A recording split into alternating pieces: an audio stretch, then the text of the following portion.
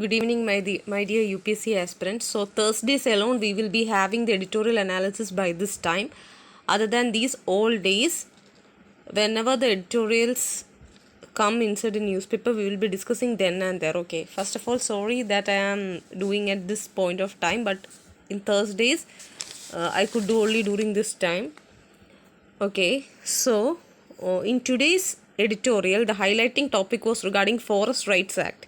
So we need to discuss about few things based on that. See, Forest Right Act was enacted in 2006.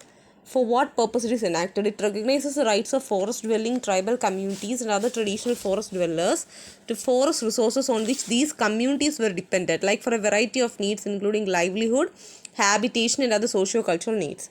Okay, so this particular FRA or Forest Right Act recognizes the forest rights and occupation in forest land in forest dwelling scheduled tribes, that is FDST, and OTFD. OTFD means other traditional forest dwellers who have been residing in such forests for generations.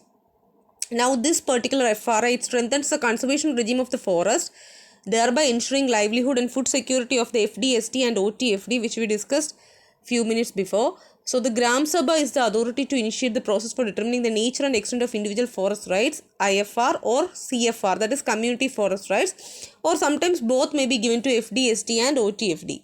Now, what are the rights under the Forest Rights Act? See, forest management rights is there, relief and development rights is there, use rights is there, title rights is there. So let's discuss one by one. First one, forest management rights. Forest management rights means it includes right to protect, regenerate or conserve or manage any community forest resource which they have been traditionally protecting and conserving for sustainable use. Second one is relief and development rights. That is to rehabilitate in case of illegal eviction or forced displacement and to basic amenities subject to restrictions for forest protection. Third one is title rights. Title rights means it gives FDST and OTFD the right to ownership to land farmed by tribals or forest dwellers subject to a maximum of 4 hectares. Now, the ownership is only for land that is actually being cultivated by the concerned family and no new lands will be granted. Last right under the FRA is use rights. Use rights means the rights of the dwellers extended to extracting minor forest produce, grazing areas, etc. So that was regarding the rights under the Forest Rights Act. Next, we have to discuss about the significance of this particular right. What is the importance of this particular FRA? The first one is forest governance.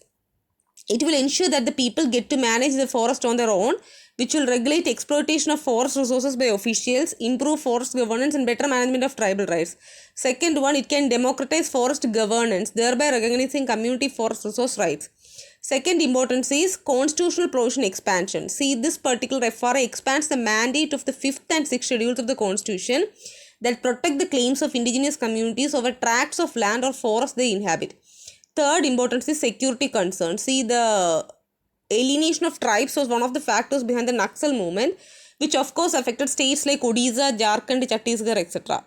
That was regarding significance. Next one is what are the challenges of this FRA Act? See, first one is institutional roadblock. Rough maps of community and individual claims are prepared by Gram Sabha, which at times often lack technical know-how and suffers from educational incapacity. Second one is administrative apathy. See, as tribals are not a big vote bank in most states, governments find it convenient to subvert FRA or not bother about it at all in favor of monetary gains. Second point under administrative apathy is corporates fear they may lose the cheap access to valuable natural resources. Then this forest bureaucracy has misinterpreted the FRA as an instrument to regularize encroachment instead of a welfare measure for tribals.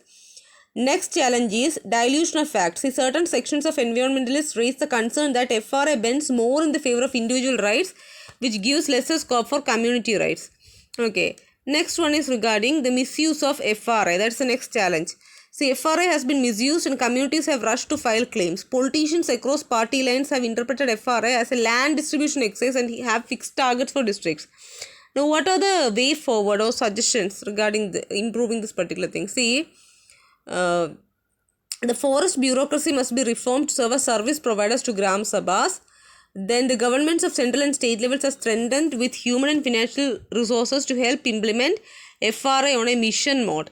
Okay, so that is regarding this topic. Now, these FRA came in newspaper in regard to why it was in news, because In the month of September it came because recently the Jammu and Kashmir government has decided to implement the FRA Act 2006, which will elevate the socio-economic status of a sizable section of the 14 lakh strong population of tribals and nomadic communities.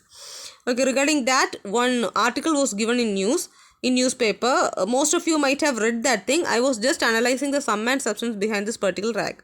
So that's all for today. Thanks for watching my daily news analysis session. Keep on watching my videos. So do share, like, subscribe my videos if you like. Then please don't forget to press the bell icon. So wait for the part 2 of today's daily analysis series. It will be uploaded within shortly. Thank you and bye.